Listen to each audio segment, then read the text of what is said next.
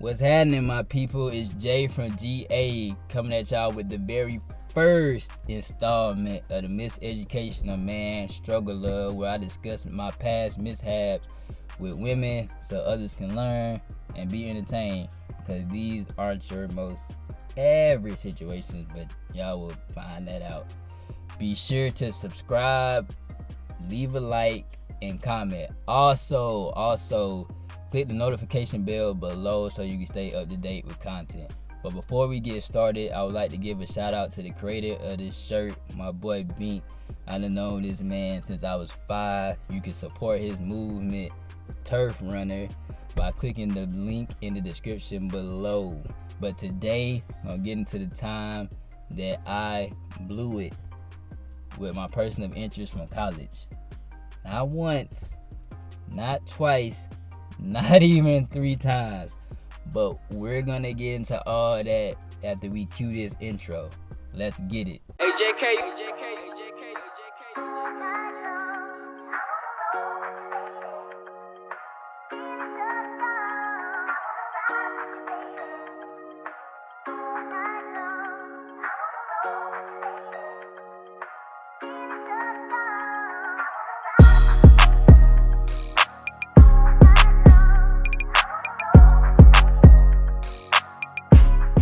Alright, so this story starts fall semester 2013, my junior year of college. I had just taken a semester off, so as I'm getting acclimated back to campus life after being gone for over half of a year, then I come across this nice young lady that I did not see prior to me being there. We're gonna call her Dawn. So I'm with my boy DG as I first, lock eyes on Don, and I'm telling him that I am going to get this girl. And I'm all talk. Every time we pass by her, I'm just like, yeah, I'm gonna make this move.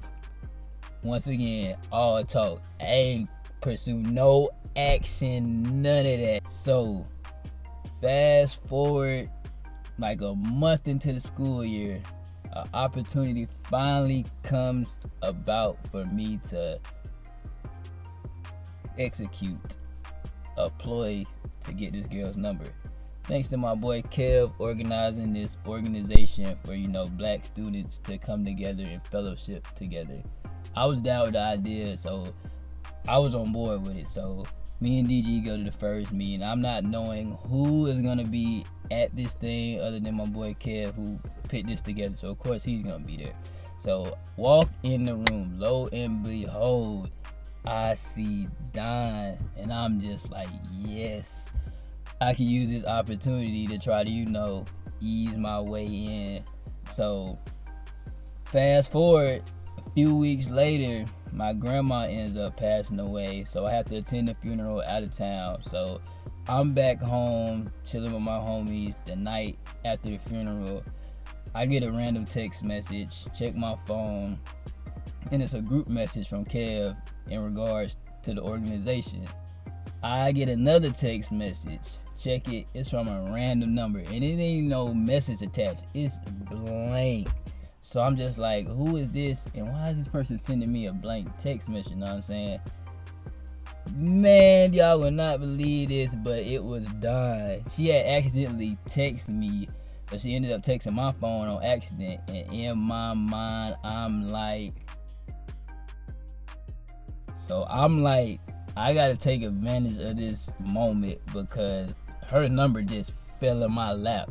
I didn't even have to go through the trouble of trying to, spark up conversation, try to be slick and all that stuff to try to get her number.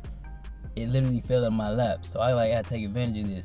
So I get in my mind like, I'ma casually flirt with her, just, tell her, you should keep my number. Little does she know, I'm plotting. So, we started texting and stuff, nothing major, and actually, engaging in conversation around campus and stuff like that when we see each other. She's completely operating under the fact that, she just making a new friend from school. But me, I am plotting waiting on the perfect opportunity to strike. Unbeknownst to her. That's very, very key. She does not know that I'm interested in her at this point. Like, no clue at all. So one day we're chatting and we get on the topic of Waffle House, and she brings up the fact that she has never been there a day in her life. Now, she's from Georgia, and it was just kind of strange to me that somebody from Georgia had never been to Waffle House. And it's just like, alright, but this is an opportunity for me to hang out with her. So I should make the suggestion, you know what? You and me should go to Waffle House. You know what I'm saying? So she agrees. And once again, she is under the context that she's just merely hanging out with her friend. But I am plotting and using this as an opportunity to strike. So the day come for us to go to Waffle House. We had set up for that night. I'm just ecstatic that this is my opportunity, try to take advantage of it. Man, this is the point where things start to, go downhill. So we get to the point to where it's time for us to meet up. Our dorm buildings are right next to each other, so we're outside, but we never did discuss like who was gonna drive and all that stuff. I should have stepped up to the plate. However, her car was parked closer to campus than mine was due to like some parking stuff. Yeah. So I let her volunteer to drive, which, once again, probably should not have done. But we're gonna roll with it. So I didn't want to waste gas and none of that stuff. But so we go, we're listening. This is when Drake's Never Was the Same album came out. She had the clean version, so we're joking around about that. And I just told her, I got the real version of the album. You got the aux cord, I could play it. So, we listen to the album and stuff. Heading to Waffle House, like a 15-minute ride. Alright, so everything's going smooth at Waffle House. Then it's time for our bill to come.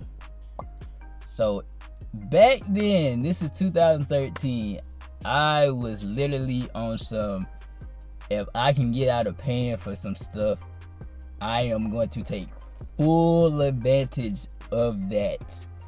So once again, like I said, she's on the context that we're going at this as friends, so she was trying to split it.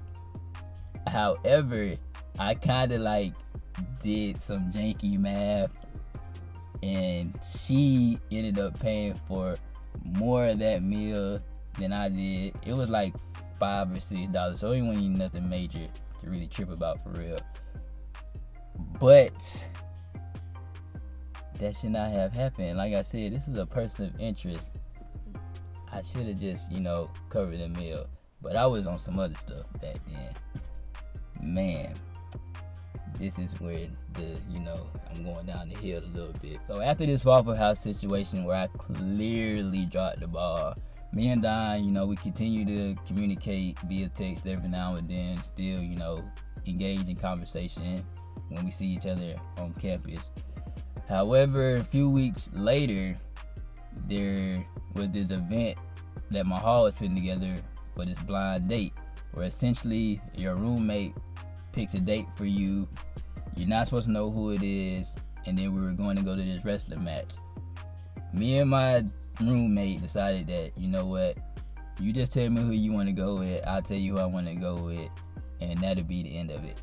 Now, you think that I would have used this opportunity to go with Don, but she was going to be my last resort if nothing else worked out, because I want to take full advantage of this, since I had basically the whole student body that was not in a relationship to essentially, choose from. I don't know why I tried to do that, but so I originally gave a name.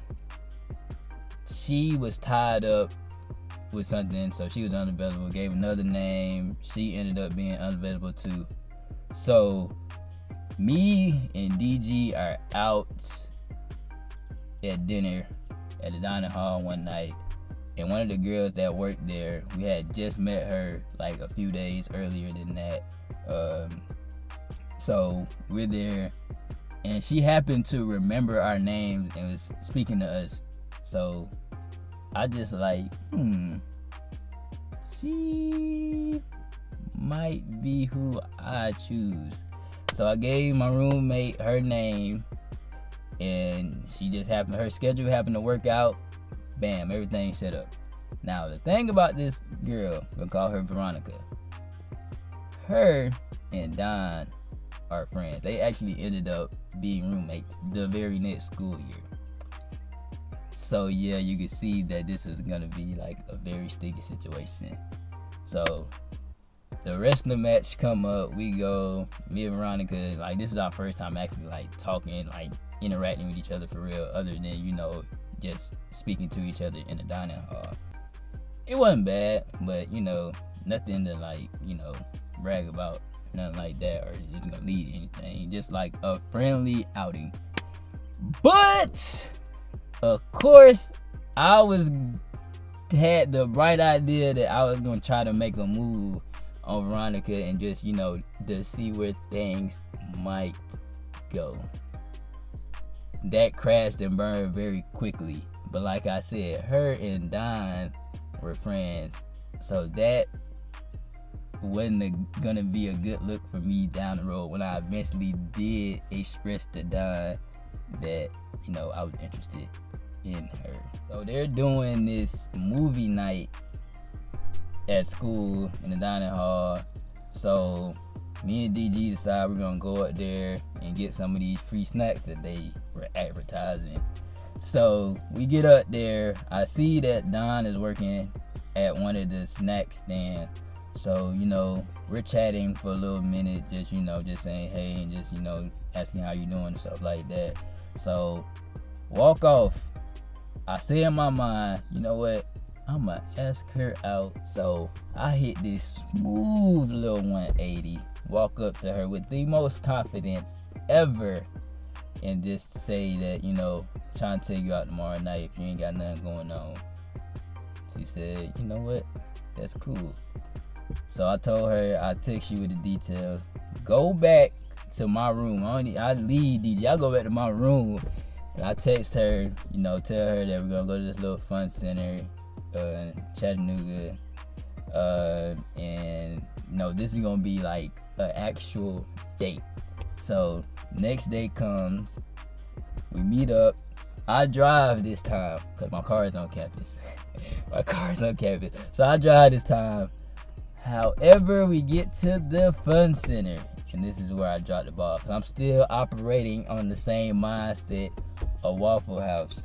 So it's time for us to pay so we can get our tickets so we can, you know, go do these different activities and stuff. I had the money. Now, that's key. I had the money. However, it was like a little pause when they was asking how we were paying. So she said, you know, we can go half. Bet. I ain't even hesitate. Bet. I should not have done that. Because once again, this time, this is an actual date. This is labeled as a date. So, we both pay. And then, you know, we go off and do our thing. It wasn't even bad. I had a good time. I actually would go there again now. Like, being much older. Well, not much older, but being, you know, years later. I would go back again. So, we go out to eat afterwards. I think we, like, went to, like, Steak and Shake, I believe. So, the same exact situation from Waffle House popped back up to where essentially did my janky mad, and she essentially ended up paying for the bulk of the meal.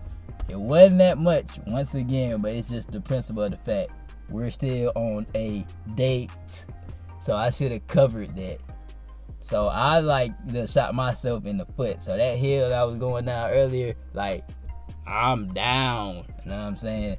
So, man, just dropping the ball. You know what I'm saying? Like, me and Don, we still continue, to text every now and then, and still, talk to each other when we see each other on campus and stuff like that. Nothing major. So fast forward to the spring, we got this annual formal. You think that I would have tried to take Don out, but no, I did not do that. I did something way worse than that. So she was a work study student. So she was working one day. I happened to pass by her, and I seen one of the girls that she was working with, who also happened to be a very good friend of hers.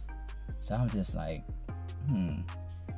I wonder if that girl is gonna be going to the formal with anybody. I'm gonna call this girl Beth. So I'm inquiring about this. So I'm asking people. I knew she had dated somebody that played baseball. So I'm just like, I'm asking my teammates, do y'all know if they're still together or whatnot? Nobody really knew for real. So I took it upon myself, because I knew that Beth and Don hung out. I'd seen them work together, and I seen them around campus together. Let me text Don to get this intel for me. So I did just that. First, I initiated the conversation asking her if she was going. She said she wasn't. So I was just like, all right, cool. Well, could you find out if Beth is going with somebody? So she said she would do that. She hit me back and told me that she's going with her boyfriend. So she's still dating a baseball player. So I'm like, alright, cool. Fast forward after the formal, I did not go. I'm scrolling on Instagram. I see that Don actually ended up going because she appeared in a group photo. So I had hit her up. I thought you weren't going. I'm paraphrasing this. She basically said, you were trying to go with somebody else, so it wouldn't have mattered anyway. When I legit, this is my legit response. I was gonna ask you, but you were my second option, just in case that first one fell through. She didn't even snap or nothing like that. She just like LOL okay or something like that. It could have been way worse, but she gets a plus in my book for not, turning that into an opportunity to snap on me or anything like that. But that hill that I said I was going down, I done fell off in the ocean, and I'm trying to prevent myself from drowning at this point. So the lessons that I learned from this, basically, don't try to be slick with your person of interest, especially if it was your idea to go out. Don't do it. The rap music I listen to put these ideas in my head that I executed poorly. Just don't do it. I mean, you like somebody and you want to take them out, do that. Just pay for it, cover it. If you're on a small budget, you can literally just go to the park, go get some ice cream. Just, you got to be creative depending on your budget. Next, I would say, I repeat, do not try to dabble between friends. I crashed and burned on this so many times that y'all will see the theme with this and other stories. Other people can get away with it, but Jay, my history with that is horrible, and y'all will soon find out later on, but we're not gonna get into all that right now. But just don't do it. It's not the smartest idea unless you just a certain caliber person. I ain't reached that status, and I ain't even on that no more. You know what I'm saying? Next, I would say sometimes you just have to accept that your relationship with somebody isn't meant to be anything more than platonic.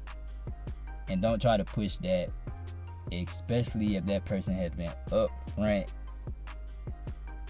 and has not sent no mixed signals. Just don't try to push that. Despite all the, the BS that I pulled before, like, she didn't hold none of that against me. She always kept it real with me. Well, there we have it. I appreciate y'all tuning in. Feel free to leave your advice on how you would have handled this whole situation in the comment section, and leave a like. This is Jay from GA, and remember, hindsight is 20/20. Until next time, y'all be easy. Peace.